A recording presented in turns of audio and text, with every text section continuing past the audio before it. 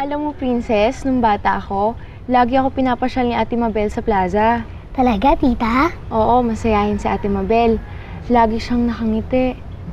Yun ang naalala ko tuwing naiisip ko siya. Ako, lagi akong binabasahan ni Mami ng fairy tales book. Gustong-gusto niya yun. Kasi daw, laging happy ang ending. Hanggang ngayon pala mahilig pa rin si Ate Mabel sa fairy tales.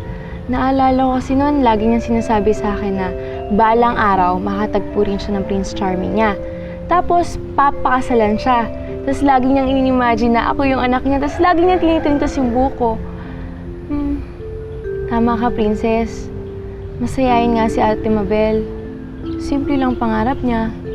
Kaanak, kapamilya, at maging masaya. Princess, bakit ka malungkot? Buti ka pa pala, Tita Bernadette. Naranasan mong itirintas ka ni Mami ng buhok. Ako, kahit minsan, hindi niya nagawa sa akin yun.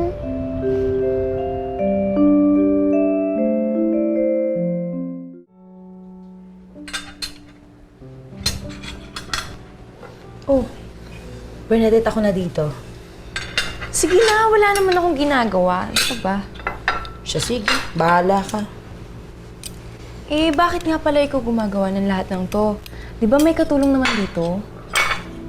Una sa lahat, ayokong may masasabi si Doña Amparo. Pangalawa, bagot dito sa bahay na to. Tulog ang alaga ko. Wala akong babantayan.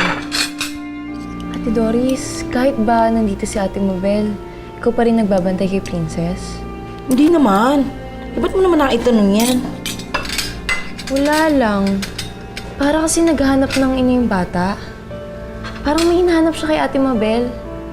Kanina kasi nakwento ko na dati tinitrintas ni Ate Mabel yung buko. Ayun, bigla na lang siya nalungkot. Napansin mo rin pala. Malayo kasi ang loob ni Mabel dito kay Princess eh. Talaga? Bakit naman? Ewan ko ba? Ultimo yan si Mabel, hindi niya alam kung bakit.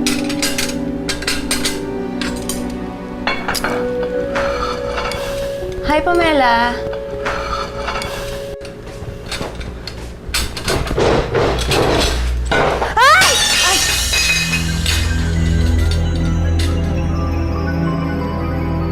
Ano ba naman yan? Kikitira ka na nga lang, dagdag perwisyo ka pa. Pamela, pasensya ka na kasi hindi naman kasi sanay sa gawaing bahay si Bernadette eh. Hindi pala sanay. Bakit nakikialam?